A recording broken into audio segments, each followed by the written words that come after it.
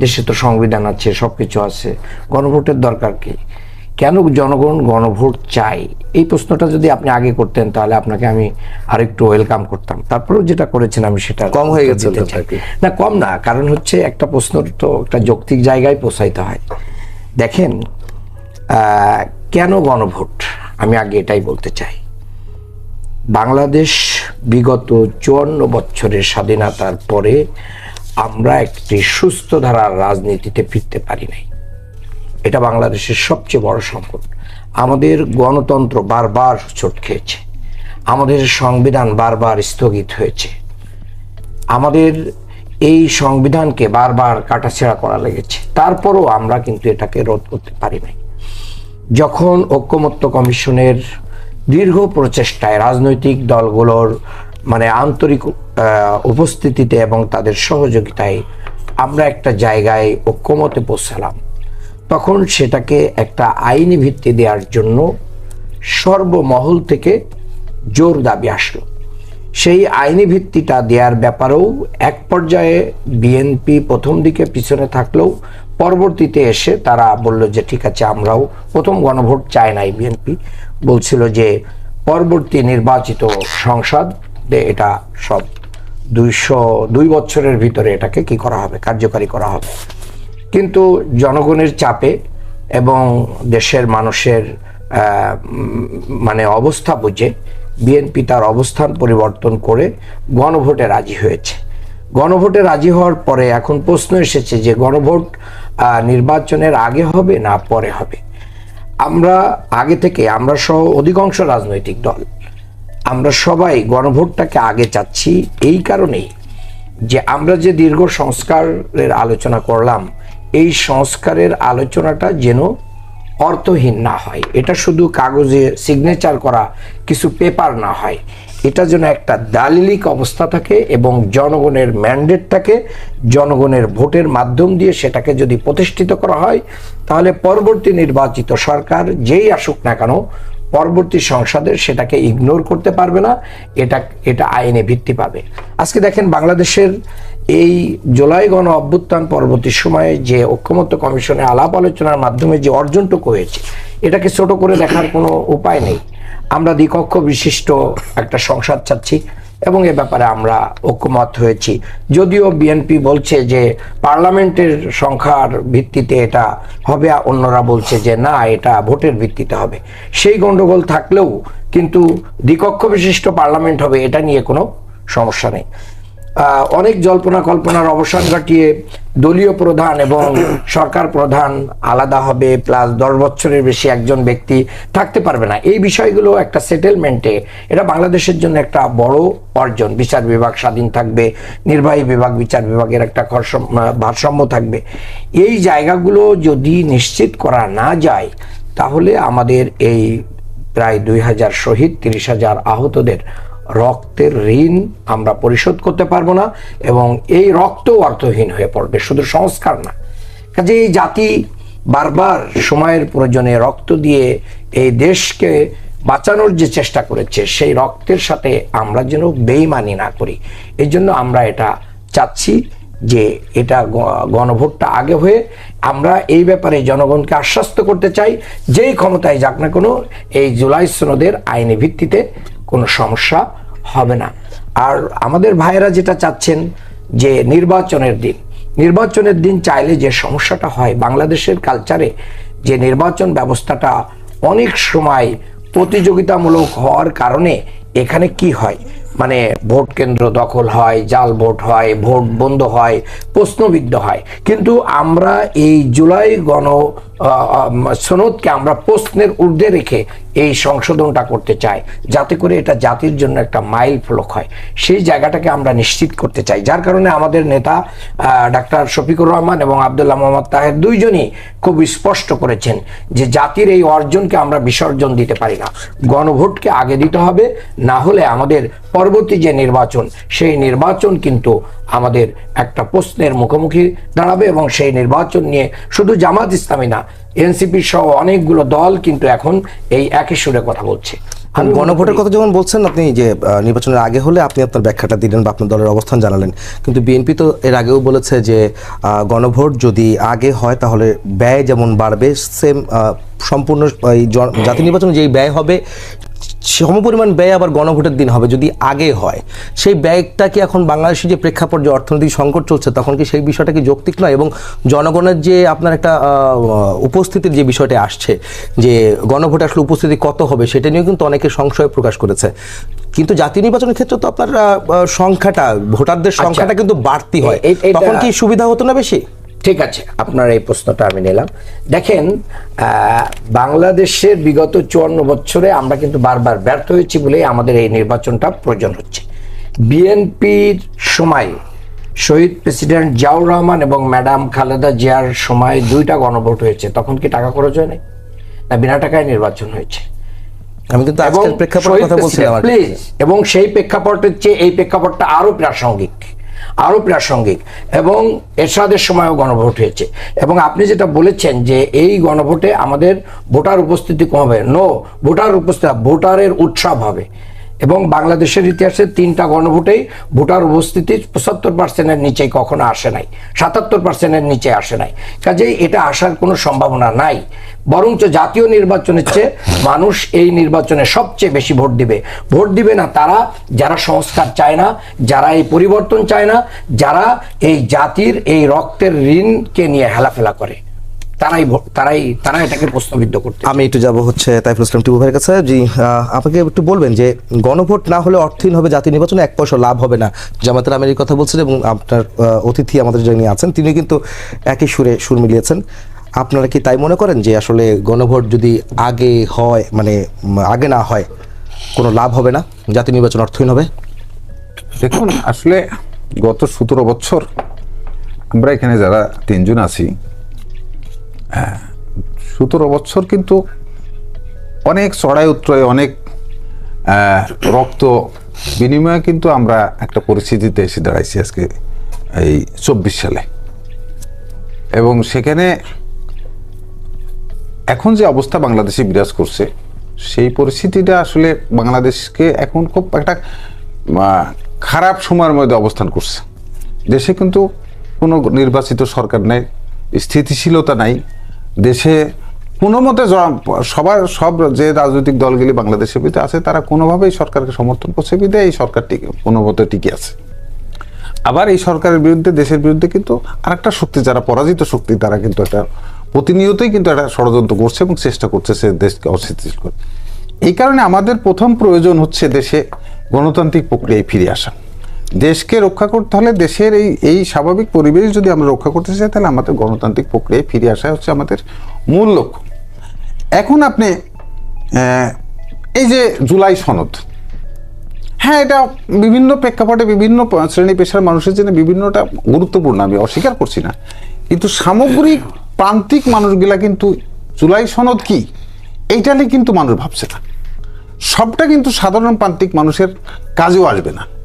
সেই কারণে তাদের এই যে আমরা গণভোটের কথা বলছি, গণভোট কিসের উপর হবে, কি কি দাবি, এগুলি কি সাধারণ মানুষ এখন পর্যন্ত জানে? কেউ জানে না। শুনছি কালকে 48টা দফা, আমি কালকে বেশ শুনছি 48 দফার পরে পক্ষে বিপক্ষে ভোট আসবে। তা আমি ভোটে যাই, আমার দল বা আমরা বলে দিলাম যে হ্যাঁ ভোট দেন বা না ভোট দেন, এই পরিস্থিতি। কিন্তু মানুষকে তো জানতে হবে যে কোন কোন বিষয়ের উপর আমি ভোটটা দিচ্ছি, এটাকে জানানোর জন্য কিন্তু একটা টাইমের প্রয়োজন আছে আমি মনে করি। তো সেই কারণে আর আমরা এই যে গণভোট নিয়ে, আমরা জুলাই সনদ নিয়ে আমরা অনেকে অনেক কথা বলছি, কিন্তু যাদের কারণে জুলাই সনদ হয়েছে, যেগুলি মারা গেছে, তাদের ফ্যামিলির জন্য এই সরকার বা আমরা রাজনৈতিক দলগুলি এখন পর্যন্ত কালেকটিভলি কোনো সিদ্ধান্ত নিতে পারছি তাদের উপকারের জন্য। আজকে যারা চিকিৎসার জন্য এখনো হাসপাতালে, তারা কখনো কখনো প্রধান উপদেষ্টা এখানে যাচ্ছে। আমরা যারা রাজনৈতিক দলগুলা এবং এখানে যে সরকার আছে, তারা কি তাদের চিকিৎসার জন্য যথাযথ ব্যবস্থা, যে 30,000 কোটি টাকা বা 3,000 কোটি টাকা যেটাই বলি গণভোটে ব্যবহার হচ্ছে, কিন্তু তারা তখন পর্যন্ত অনেকে চিকিৎসা হয়, চিকিৎসার জন্য এখনো কাতরাচ্ছে। সেই যাদের কারণে আমরা আজকে স্বাভাবিক কথা বলার আজকে পরিবেশ সৃষ্টি পাচ্ছি, পরিবেশ হচ্ছে, তাদের কিন্তু এখন পর্যন্ত আমরা কোনো পদক্ষেপ নিতে পারিনি। কিন্তু আমরা গণভোট নিয়ে, পিআর পদ্ধতি নিয়ে, বিভিন্ন বিষয় নিয়ে আমরা কথা বলছি। দেখেন, কথা তো বলা যাবে, কথা বলতে যে যেটা বলছেন যে পক্ষ বিপক্ষে একটা কথা আসছে। দেখেন, 86 সালের অভিজ্ঞতা, 96 সালের অভিজ্ঞতা, 2008 সালের নির্বাচনে যার অভিজ্ঞতা, সব মিলাই কিন্তু আমাদেরকে আজকে 17 বছর আমাদেরকে পে করতে হয়েছে এবং অনেক মানুষকে জীবন দিতে হয়, খুন থেকে শুরু করে। এখন যদি আবার রাজনৈতিক দলগুলি যে কথা এখন একটু সুন্দর একটু পরিবেশ পাইছে, আর এই পরিবেশের মধ্যে দিয়ে যদি এখন যদি ধাক্কাধাক্কি করতে যায়, যদি আবার সেই পরিস্থিতির সৃষ্টি হয়, আমরা কিন্তু 96 সালের মুভমেন্ট যদি না হইতো, 8 সালে যদি নির্বাচনে যদি কার চাপে কোথায় থেকে যেতে হয়েছে যদি না যেতে হইতো, তাহলে কিন্তু আজকে হাসিনার কিন্তু এই ফ্যাসিবাদী এই 17 বছরে অনেক মানুষের জীবনকে কিন্তু পে করতে হতো না। তো যে পরিস্থিতিতে যাচ্ছে, বাংলাদেশে যদি নির্বাচন যদি দ্রুত না হয়, তাহলে কিন্তু আবার আমাদেরকে অনেকে কিন্তু পে করতে হবে। এই স্বাভাবিক পরিবেশে কিন্তু আমরা যে কথাগুলি বলছি, এই কথাগুলি কিন্তু একটা সময় আমাদের বলা নিষিদ্ধ ছিল, আবার নিষিদ্ধ হয়েছে। ভাই, আমি যেটা বলছি, আমি মানুষকে যে প্রশ্নটা করেছিলাম, জি বলেন, আমি আপনাকে সেই প্রশ্নটাই করতে চাই। যখন এই প্রশ্ন যখন আসছে যে লাভ হবে না, জাতীয় নির্বাচনে অর্থহীন হবে গণভোট যদি আগে না হয়, জামাতের দাবি, আপনারা বলছেন নির্বাচনের দিনই হতে হবে গণভোট। যদি জাতীয় নির্বাচনের আগে গণভোট হয়, তাহলে আপনারা কি তা মেনে নেবেন? যদি মেনে না নেন, তাহলে কি করবেন? শুনেন, আমি তো বললাম তো যে গণভোটটা কিসের পুরো, এটাই তো মানুষ জানে না। এখন যে মানুষটা ভোট দিবে সেটা জানে। উনি যে কথা বললো যে এরশাদের সময় ভোট হয়েছে, এরশাদের সময় ভোট কিন্তু আমি দেখছি তো, ভোট পার্সেন্টেজ বাড়ানো কোনো কঠিন কাজ না। এরশাদের সময় বহু জায়গাতে সিলমারি মারি পার্সেন্টেজ বাড়ানো হয়েছে। এখানে হয়তো ভোটার না গেলেও এক পক্ষে ভোট হবে, হ্যাঁ একপক্ষিক ভোট হবে। একপক্ষিক ভোট হলে তো এখানে আপনার যা হওয়ার তাই হবে। কিন্তু ভোটটা কিসের ভোট দিচ্ছে? উনি তো বলছেন যে উৎসব মুখর হবে, ভোট উৎসব হবে। আমি জানি না যে কিসের ভোট উৎসব মুখর হবে, ওরকম উৎসব মুখর হবে জানি না। আমাকে বলতে হবে যে হ্যাঁ ভোট দল বলে দিল বা যে কেউ বলে দিল যে ভোট দিয়ে আসলাম। কিন্তু তো মূল যে কথাটা আমরা বলতে চাচ্ছি যে এটার পক্ষে জনগণের যে সমর্থন, জনগণকে তো জানতে হবে যে তার কি লাভটা আসছে। তার লাভই যদি জনগণ না জানে, তাহলে সেই জানানোর জন্য একটা সচেতনতা করার জন্য একটা সময় লাগবে। আর এমন কি সমস্যা যে আপনার গণভোট না হলে পার্লামেন্ট ভোট হবে না? তো পার্লামেন্ট ভোটের দিন আমরা ইউনিয়ন পরিষদের নির্বাচনে কি চেয়ারম্যান মেম্বার ভোট একসাথে 3টা ভোট দেওয়া হয় না? ইউনিয়ন পরিষদে যখন নির্বাচন হয়, তখন তো ইউনিয়নের চেয়ারম্যান, পুরুষ মেম্বার এবং মহিলা মেম্বার সঙ্গে 3টা ভোট একটা মানুষ দিতে, তো একই দিনে 2টা ভোট দিলে তো সমস্যা কিছু নাই। তো সাশ্রয় হলো, সবার দাবিও মনে। উনি যেটা বললো যে আমরা পিছিয়ে আসছি, আমরা তো বিএনপি হচ্ছে সকলকে নিয়ে গণতান্ত্রিক প্রক্রিয়াতে ফিরে আসার জন্য বিএনপি অনেক বিষয় কম্প্রোমাইজ করে। বিরোধ স্বার্থে বিএনপি যেটা দেশের জন্য আসে সেই জায়গাতে কম্প্রোমাইজ করে। বিএনপি কম্প্রোমাইজ করে বিধায় তো অনেকে এখনো রাজনীতি করতে পারছে। বিএনপি বহুদলীয় গণতন্ত্র প্রতিষ্ঠা করছে বিধায় তো আজকে অনেকে রাজনীতি করতে পারছে। আমরা যারা এখন বক্তৃতা করছি তারা বিএনপি আগে ছাড় দেওয়া রাজনীতি করার বিধায় তো অনেকেই আগামী পার্লামেন্টে যাবে। অনেক দলের প্রস্তাবকারী সমর্থনকারী নাই, তাদেরকেও তো বিএনপি সম্মান করে। ঠিক আছে, আমি আপনার কথা পরিষ্কার হয়েছে। আমি যাব হচ্ছে রাশেদ খানের কাছে। রাশেদ, আমাকে একটু যদি বলেন যে আসলে বিএনপি এবং জামাতের যে কথাটা আপনি শুনলেন, সারাদিন ধরে কিন্তু এই কথাগুলি হচ্ছিল। জামাতের আমির বলছেন, মির্জা ফখরুল সাহেব বলছেন, বিএনপি মহাসচিব বলছেন, সবাই পাল্টাপাল্টি বক্তব্য, বিপরীতমুখী অবস্থানে। আসলে এমন অবস্থায় লাভবান হবে কারা বা কার ক্ষতি হবে? ধন্যবাদ, সবাইকে শুভেচ্ছা। একজনের সাথে আলাপ হচ্ছিল, তিনি বলছিলেন এই যে বিএনপির যে অবস্থা, 16টা বছর ক্ষমতার বাইরে, বেগম খালেদা জিয়াকে জেলে ঢুকানো হলো, জনাব তারেক রহমানকে তার মেরুদণ্ড ভেঙে ফেলা হলো, এবং বিএনপির উপর যে দমন পীড়ন, এই কারণটা আসলে কি, কারা এটি করলো? তো তিনি আবার বলছিলেন যে ভারত বিএনপির প্রতি আসলে এতটা নাখোশ হতো না যদি না তারা জামাতের সাথে জোট বেঁধে বন্ধুত্ব করে নির্বাচনে যেত। অর্থাৎ এই যে বিএনপিকে ভারত যেভাবে আসলে এক প্রকার পঙ্গু করেছিল, এর মূলে ভারত মানে জামাতের সাথে যে ধরনের বন্ধুত্ব বিএনপির সৃষ্টি হয়, তার মানে বিএনপি সবসময় জামাতকে এক ধরনের প্রটেকশন দিয়েছে, বন্ধুত্ব করেছে, একসাথে চলেছে। তো আমি খুব অবাক হয়ে যাচ্ছি যে জামাতের নেতৃবৃন্দ এই কৃতজ্ঞতা তাদের মধ্যে নাই, মানে একদমই নাই। কথাবার্তা শুনলে দেখবেন তারা যে সময় বিএনপির সাথে জোটে ছিল, এখনকার বিএনপি আর সেই সময়কার বিএনপি এর মধ্যে আকাশ পাতাল পার্থক্য। ওই সময় অপারেশন ক্লিন হার্ট হয়েছে, চাঁদাবাজি, দুর্নীতি, মাফিয়াতন্ত্র সবই তো আমরা দেখেছি। আর এখনকার বিএনপি তো সংস্কারের কথা বলছে, পজিটিভ কথা বলছে। তাহলে জামাত কেন বলছে যে নব্য ফ্যাসিস্ট? ওই সময় কেন বিএনপি নব্য ফ্যাসিস্ট ছিল না? মানে আপনার সাথে ছিল এজন্য বন্ধু, সেই সময় নব্য ফ্যাসিস্ট হয়নি। তো যাক, আমি প্রসঙ্গে আসি। দেখেন, গণভোট কি আসলে এই 3 মাসে 2টা ভোট হওয়ার বাস্তবতা আছে? এখন আপনি যদি বাস্তবতা না বুঝে কথা বলেন, তাহলে আপনি আসলে নির্বাচন বানচাল করার চক্রান্তে নিমজ্জিত হয়েছেন। আপনি মনে করছেন যে আমি ক্ষমতায় যেতে পারবো না, সুতরাং অমুককেও ক্ষমতায় আমরা যেতে দিব না। এই যে জেদের ভাত কুত্তাকে দিয়ে খাওয়ানো, এর মাধ্যমে আবারও জামাত সব থেকে বিবাদে পড়বে। কারণ যদি বাংলাদেশে ফেব্রুয়ারি মাসে নির্বাচন না হয়, তাহলে বাংলাদেশে আবারও 1-11 সৃষ্টি হবে এবং সেই 1-11-এর মাধ্যমে আবারও হাসিনা বাংলাদেশে ফিরে আসবে। কিভাবে ফিরে আসবে বলেন? এবং ফিরে আসার পরে কি হবে? ফিরে আসার পরে এই যে 16 বছরে যে ফেসিবাদতন্ত্র কায়েম করেছিল, এই 15 মাসে ডক্টর মোহাম্মদ ইউনূস কি পেরেছে? কার কি করেছে? কয়জন আওয়ামী লীগের ডামি এমপিকে গ্রেপ্তার করেছে? সচিবালয়ের সচিবদের কয়জনকে চাকরিচ্যুত করেছে? 14 সাল, 18 সাল, 24 সালের ওই সকল মাফিয়া, ডিসি, এসপি, ওসি, ওদের কয়জনকে পানিশমেন্ট দিয়েছে? যদি ফেব্রুয়ারি মাসে নির্বাচনটা না হয়, তাহলে আরেকটি নতুন 1-11 হবে। আর হাসিনা 16 বছরের সৃষ্ট সেই ফেসিবাদী ব্যবস্থা বহাল রয়েছে। সুতরাং আগামীতে আবার প্রধানমন্ত্রী হবে শেখ হাসিনা। তারা সুযোগ এখন সন্ধানী জামাত হিসেবে কেন আছে। এই জিনিসটা উপলব্ধি করতে পারছে না, সেটা আমি আসলে বুঝতেছি না। দেখেন, ভাই বললেন যে এনসিপি না, এনসিপি না, শুধুমাত্র একমাত্র জামাত। আমি মিটিং এ তো ছিলাম, রেকর্ড আছে। একমাত্র জামাত ছাড়া প্রত্যেকটা দল বলেছে, যখন ঐক্যমত কমিশনের পক্ষ থেকে আমাদের সামনে এরকম কাগজ ধরিয়ে বলা হয় যে এক্সপার্টদের অপিনিয়ন, একই দিনে জাতীয় নির্বাচন, একই দিনে গণভোট। এটা কিন্তু বিএনপির কথা না, আমার কথা না, এটা এক্সপার্টদের কথা, ঐক্যমত কমিশনের কথা। তারা বলেছে। সেই ঐক্যমত কমিশন আবার ভাওতাবাজি করে, প্রতারণা করে উল্টা প্রস্তাব দিল যে আগে হইতে পারে, পরের হইতে পারে। আরে বাবা, তুমি তো আমার সামনে দিয়েছো, সেই কাগজ এখনো পর্যন্ত সবার কাছে আছে। এই যে ঐক্যমত কমিশন প্রতারণা করেছে, এই প্রতারণার প্রমাণ তো আমি দিলাম। তাহলে কেন তারা বলল বিএনপিকে? বিএনপি, হ্যাঁ এটা সত্য, বিএনপি বলেছিল যে গণভোট সবসময় পৃথিবীর ইতিহাসে আমরা দেখেছি সব জায়গায় গণভোট জাতীয় নির্বাচনের পরে হয়। স্বাধীন মালিক কি চুনোপুটি আইনজীবী না? বাংলাদেশের এই মুহূর্তে সব থেকে বড় আইনজীবী। সে কি বলেছে? পৃথিবীতে যেখানে গণভোট হয়েছে জাতীয় নির্বাচনের পরে হয়েছে। কোনো যুক্তি নাই, ব্যাখ্যা নাই, আগে হইতে হবে, আগে হইতে হবে। What is this? যুক্তি দেন আপনি? ঐক্যমত কমিশনে তো আমরা ছিলাম, কোনো যুক্তি দিতে পারে নাই যে কেন আগে লাগবে। শুধু বলা হচ্ছে যে যদি গণভোট আগে না হয় তাহলে সংস্কার হবে না। মূলত সমস্যা হলো যে আমাদের একে অপরের প্রতি আস্থা বিশ্বাসের জায়গাটা নাই। কেউ কাউকে আমরা বিশ্বাস করতে পারছি না। দেখেন, আমরা বিশ্বাস করতে পেরেছিলাম, এই কারণে হাসিনার পতন হয়েছে। এই যে ভেঙে খান হয়ে গিয়েছে, এই কারণে আওয়ামী লীগ ফিরে আসবে। তো কাল লাভ আপনি আশা করি উত্তর পেয়েছেন। এখন আমি আসি, দেখেন এই যে 3 মাস সময় আছে, 3 মাসের মধ্যে আপনি 2টা নির্বাচন করবেন। এর মধ্যে জামাত দাবি করছে যে নভেম্বরে তারা গণভোট চাই। নভেম্বর মানে কি? নভেম্বর শুরু হয়ে গেছে না? জি। দেখেন, ঐক্যমত কমিশন তাহলে এই যে নোট অফ ডিসেন্ট তারা রাখবে না, খুব ভালো কথা। কিন্তু আমার কথা হলো 9 মাস আপনি আলোচনা কেন করলেন? কেন আপনি আজ থেকে 6 মাস আগে, 9 মাস আগে কেন ইলেকশন দিলেন না? যেহেতু বলছেন যে ভিন্ন মত রাখবো না, গণভোট তখন দিতেন। কিন্তু আপনি একদম 9 মাস আলোচনা করে আপনি আমাদেরকে বললেন যে নোট অফ ডিসেন্ট সহ গণভোটে যাবে, আপনারা স্বাক্ষর করেন।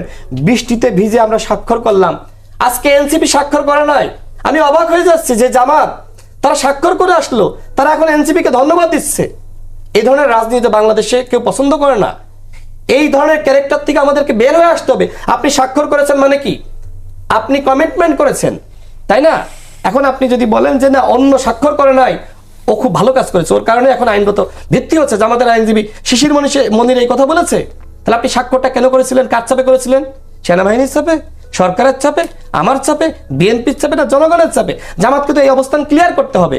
তো রাজনীতি এরকম ফলস অনেক কিছু আমরা দেখছি। এইভাবে রাজনীতি হয় না। রাজনীতিতে আপনাকে পরিষ্কার বক্তব্য সামনে হাজির করে আপনাকে রাজনীতি করতে হবে। রাজনীতিতে শুধু জেদাজেদি করা, এই না হলে এই হবে না। আমি বলছি, সংস্কারের সব থেকে গুরুত্বপূর্ণ উপাদান হলো নির্বাচন। বাংলাদেশে যদি আপনি সুষ্ঠু নির্বাচনের ব্যবস্থা না করতে পারেন, এই গণভোট দিয়ে কিচ্ছু হবে না। হ্যাঁ, আরো বলি, গণভোট কি জনগণ আসলেই বোঝে? কৃষক, শ্রমিক, ওর কাছে জিজ্ঞেস করবেন তো। আমি তো গ্রামগঞ্জ, আমার নিজ জেলা ঝিনাইদহতে যাই। ভাই তো ইসলামী বিশ্ববিদ্যালয় শিবিরের সভাপতি ছিল। সেই বিশ্ববিদ্যালয়ে আমি 1 বছর পড়েছি। আমি পরবর্তীতে ঢাকা বিশ্ববিদ্যালয়ে পড়েছি। আমরা কি মানুষের কাছে যাই না? মানুষ কিন্তু এইসব গণভোটের প্রসঙ্গ আনে না। মানুষ নির্বাচন বলতে জাতীয় নির্বাচনকে বোঝে। এবং বিএনপি যদি পরে গণভোটের কথা বলে থাকে, সেটা কি অসাংবিধানিক, সেটা কি অযৌক্তিক? বরং ওইটাই ছিল সব থেকে বেশি যৌক্তিক। এই জন্য আমার এখন বক্তব্য হলো, যেহেতু অনৈক্য, আপনি একই দিন মানেন না, আপনি আগে আগে চাচ্ছেন, সুতরাং গণভোট পরে হোক। আইন অনুযায়ী, বিধি অনুযায়ী, আন্তর্জাতিকভাবে যেভাবে গণভোট হয় সেটা নির্বাচনের পরে হবে। বিএনপিকে আপনার বিশ্বাস করতে হবে, জামাতকে বিশ্বাস করতে হবে, বিএনপিকে একে অপরকে বিশ্বাস করতে হবে। মাথায় রাখতে হবে, এদেশে একটা গণঅভ্যুত্থান হয়েছে, 2000 মানুষ জীবন দিয়েছে। এখন বিএনপির উপর আপনি আস্থা রাখতে পারছেন না। আপনি ভাবছেন যে বিএনপি ক্ষমতায় চলে যাচ্ছে, সুতরাং বিএনপিকে আটকানোর জন্য যত যত নতুন ভাওতাবাজির আইন আপনার সামনে আনা দরকার আপনি আনতেছেন। কিন্তু এই আইনগুলো আমরা ঐক্যমত কমিশনে দেখি নাই। জনাব সালাউদ্দিন আহমেদ যখন কথা বলে, জি আমি শেষ করি, জনাব সালাউদ্দিন আহমেদ যখন কথা বলে, বড় বড় নেতা কেউ উত্তর দিতে পারে নাই। শুধুমাত্র জোর করে মুখের মানে গলা বাজিয়ে শুধুমাত্র আটকানোর চেষ্টা করা। দেখেন, গলা বাজিয়ে ক্ষমতায় যাওয়া যাবে না। মানুষের ভিতরে পরিবর্তন দরকার। সেই পরিবর্তনের জন্য মানুষকে বোঝাইতে হবে। এই যে গণঅভ্যুত্থানের পরে সরকার কি সেই উদ্যোগগুলো নিয়েছে? আমি সর্বশেষ বলি, একজন বলছে যে রাষ্ট্রপতির আদেশ না হলে আমরা মানব না। তো বাবা, রাষ্ট্রপতির হাতে শপথকে তো নিয়েছিল, তখন কি মনে ছিল না যে এই রাষ্ট্রপতি চুপ্পু, হাসিনার রাষ্ট্রপতি, ভুয়া রাষ্ট্রপতি? এখন বলতেছে যে প্রধান উপদেষ্টার আদেশ লাগবে। তোমরা আইন কানুন কিছু মানতে চাও না? দেশকে কি আরেকবার আনস্টেবল করতে চাও? এই দেশে কি আরেকবার গৃহযুদ্ধ লাগাইতে চাও? প্রিয় দর্শক, আসসালামু আলাইকুম। আজকে ভিডিওটি দেখলেন পুরো। এটি ছিল একটি রাজনৈতিক টক শো। আপনাদের কাছে কেমন লাগছে সেটি অবশ্যই কমেন্ট বক্সে জানাবেন। প্রিয় দর্শক, রাজনীতি সম্পর্কে অনেক কথাই বলতে মন চায়। অনেকেই তো রাজনীতি করতে চান, সে হোক ভালো মানুষ কিংবা চোর বাটপার, দখলবাজ, চাঁদাবাজ। এখন বর্তমান সময়ে আপনি কয়টা ভালো মানুষ রাজনীতিতে আছে, রাজনীতি করতেছে এরকম দেখাইতে পারবেন? বেশিরভাগ চোর বাটপার এইগুলো বর্তমানে রাজনীতি করতেছে, নেতৃত্ব দিতেছে, মাদকের বিরুদ্ধে রাস্তায় বসে বড় বড় মানববন্ধন করতেছে যে মাদক আমরা মুছে ফেলবো এই সমাজ থেকে। কিন্তু সন্ধ্যার পরে তারাই মাদকের পিছনে দৌড়ে, মাদক খাওয়ার জন্য দৌড়ে, মাদক বিক্রি করার জন্য দৌড়ে। তো এই সমাজটাকে আমাদেরকে ঠিক করতে হবে। এই সমাজটা 24 গণঅভ্যুত্থানে এত মানুষ জীবন এমনি এমনি দেয় না, এই সমাজটাকে ঠিক করার জন্য দিয়েছে। যদি সমাজ আগের মতোই থাকে তাহলে এই 24 গণঅভ্যুত্থানের মানে কি? মানুষ তো মজা নিতেই চাইবে, ক্ষমতার মজা সবাই নিতে চায়, কিন্তু এই ক্ষমতার মজা নিতে চায় না এমন মানুষ আমাদেরকে খুঁজে বের করতে হবে। এমন ভালো মানুষ অবশ্যই আছে, কিন্তু তারা এরকম রাজনীতিতে জড়াইতে চায় না। আর আপনি বর্তমানে ভালো মানুষ দেখবেন যে রাজনীতি থেকে দূরে থাকে। কিন্তু আমার কথা হচ্ছে, আসিফ নজরুল স্যার এত বড় ভালো মানুষ ছিলেন, হায় আল্লাহ, আমি যদি একবার ক্ষমতা পাই দেশের জন্য মন প্রাণ জীবন দিয়ে বাজি রেখে কাজ করব। এরকম কথা বলা মানুষও যখন আমাদেরকে ধোঁকা দেয়, তখন আসলে ভালো মানুষের উপর বিশ্বাস আর থাকে না, বিশ্বাসটা একদম মাটি হয়ে যায়। তো প্রিয় দর্শক, অনেক কথাই বললাম। আপনারা সবাই কমেন্ট করবেন, কারণ কমেন্ট করলে আপনার ওই কমেন্টটি আরেকজন এসে পড়বে, সে অনেক কিছু জানতে পারবে, অনেক কিছু শিখতে পারবে। তো অবশ্যই একটি কমেন্ট করবেন। আজকের মতো এখানেই শেষ করলাম, আবার দেখা হবে নতুন কোনো ভিডিওতে। সেই পর্যন্ত ভালো থাকবেন, সুস্থ থাকবেন। যারা আমাদের এই চ্যানেলটিকে এখনও সাবস্ক্রাইব করেননি, একটি সাবস্ক্রাইব করে দিবেন, যাতে করে পরবর্তী ভিডিও আপলোড করার সাথে সাথে আপনার কাছে একটি নোটিফিকেশন চলে যায়, আপনি সবার আগে আমাদের এই ভিডিওটি দেখতে পারেন। ভালো থাকবেন, সুস্থ থাকবেন, আল্লাহ হাফেজ।